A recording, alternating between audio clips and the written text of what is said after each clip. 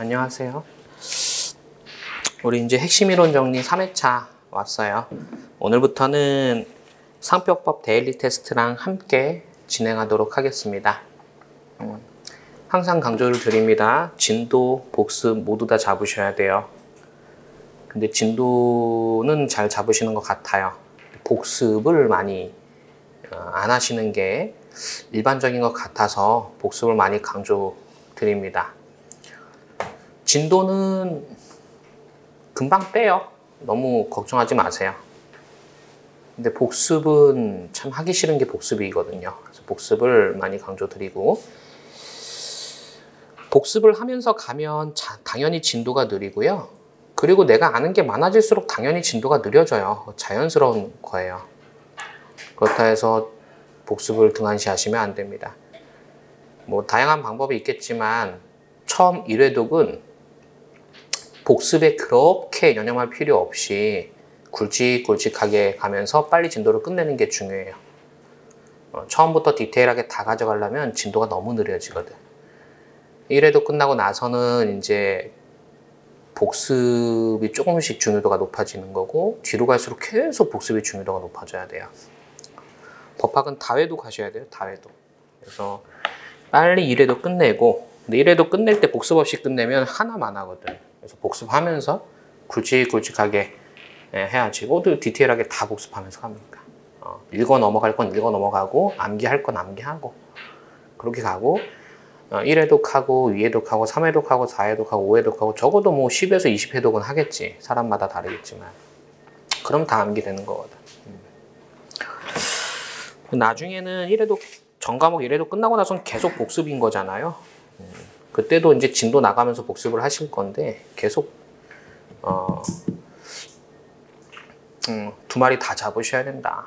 복습, 진도 다 잡으셔야 되고, 또 하나 말씀드리고 싶은 건, 외워야 돼요? 문제 풀어야 돼요? 이거. 문제 푸는 게 중요해요? 아니면 기본서나 요약서 보는 게 중요해요? 둘 다 중요해요. 어느 하나 등한시하면 절대 합격을 못 합니다. 둘 다 잘 하셔야 돼요. 하지만 외우는 건 시험장 가는 날까지 하는 거고, 문제 푸는 건 내가 어느 정도 도달했다라고 하면 손 놓으셔도 돼요. 물론 자연과학 예외. 물리랑 화학은 예외고 나머지는 어느 정도 내가 수준에 도달했다.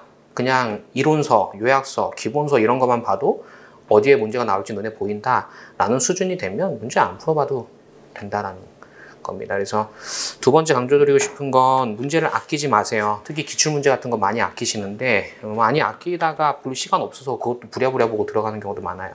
그냥 미리미리 보세요.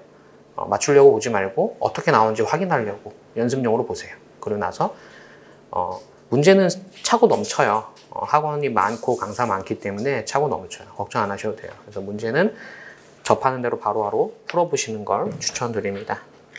틀렸다 해서 전혀 절망할 게 없어요. 틀리라고 내는 문제들일 수도 있고 연습용 문제일 수도 있는 거기 때문에 그렇습니다. 그래서 복습, 진도, 이론, 문제풀이 다 잘 해야 된다 이렇게 말씀을 드리고요. 자, 상표법 데일리 테스트 1회입니다. 풀어보죠. 이런 거 미리 연습하시면 2차 시험에서 굉장히 수월해질 거예요. 여러분들 2차 시험에서 2차 기출문제 같은 걸 보고 나서 뭘 해야 되냐면, 먼저 문제가 물어보는 답을 알 수 있어야 되고요. 두 번째로는 그 답에 도달하는 과정에서 어떤 논점들이 있는데 그런 것들이 캐치가 돼야 돼요. 우리 데일리 테스트를 통해서 그 정도는 합시다라는 겁니다. 답 찾고 논점 찾고 그 다음에 할 일이 답안지를 쓰는 건데, 그건 2차 가서 우리가 연습을 하기로 하고, 데일리 테스트에서는 답 찾고 논점 찾고 여기까지만 해보겠습니다. 여기까지는 1차 시험에도 분명히 도움이 돼요. 보겠습니다. 학교 법인 갑은 의리와 교육 지도업에 대해서 상표 A를 특허 중급이지만 상표하는 이유는 복습을 강조드리고 싶어서 그렇게 하는 겁니다. 여기 뒤에 데일리 테스트 가져와서 보시면 돼요. 갑은 의료와 교육 지도업에 대해서 상표 A를 등록받았다.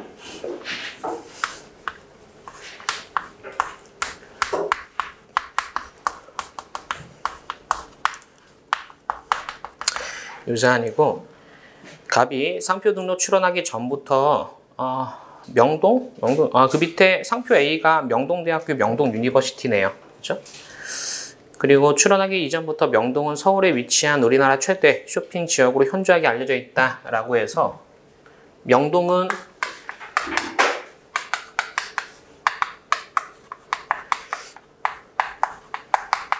현지명이다라고까지 우리가 알 수 있네요. 법적인 평가가 가능하고 을은 등록상표의 무효심판 청구하면서 33조랑 4호의 무효사유를 주장하고 있다. 을이 갑에게 무효심판을 청구했습니다. 무효심판 청구하면서 주장한 무효사유가 33조랑 4호죠. 4호. 그리고 이 사건 등록상표는 명동대학교와 명동유니버시티가 상하로 결합된 상표입니다. 먼저 식별력 있나 보죠. 33조랑 4호는 현저한 지리적 명칭만으로 된 상표는 등록을 못 받는다라고 규정을 하고 있습니다. 그리고 이 사건 등록상표는 현저한 지리적 명칭인 명동 또는 영어로 명동이라는 부분과 대학교 또는 영어로 유니버시티라는 부분이 결합되어 있어요. 자, 일단 명동은 현지명이라 그랬고요. 식별력 없습니다. 그리고 대학교나 유니버시티는 경남대학교 판례에 의하면 교육지도법에 대한 보통 명칭, 서울대학교 판례에 의하면 이유식이었죠. 이유식에 대한 어떤 흔한 표장, 아메리카노 유니버시티 판례하면 교육지도법에 대한 어떤 기술적 표장, 이런 식으로 해서 여튼 식별력 없다고 봤어요. 의료에 대해서도 식별력이 없는 겁니다. 서울대학교 판례에 의하면, 그렇죠? 이유식에 대해서도 식별력 없다 봤으니까. 따라서 얘는 식별력이 없는 상표예요. 식별력 없는 거랑 식별력 없는 거랑 결합했을 때 과연 새로운 관념이나 식별력이 인정될 것이냐 부정될 것이냐 어떻게 판단해요? 개별적으로 판단할 문제가 돼요. 세관식을 인정하게 되면 얘는 33조 1항 4호가 아니어서 상표 등록을 받을 수 있는 거고요. 얘는 33조 1항 4호에 해당하기 때문에 등록을 받을 수 없게 돼요.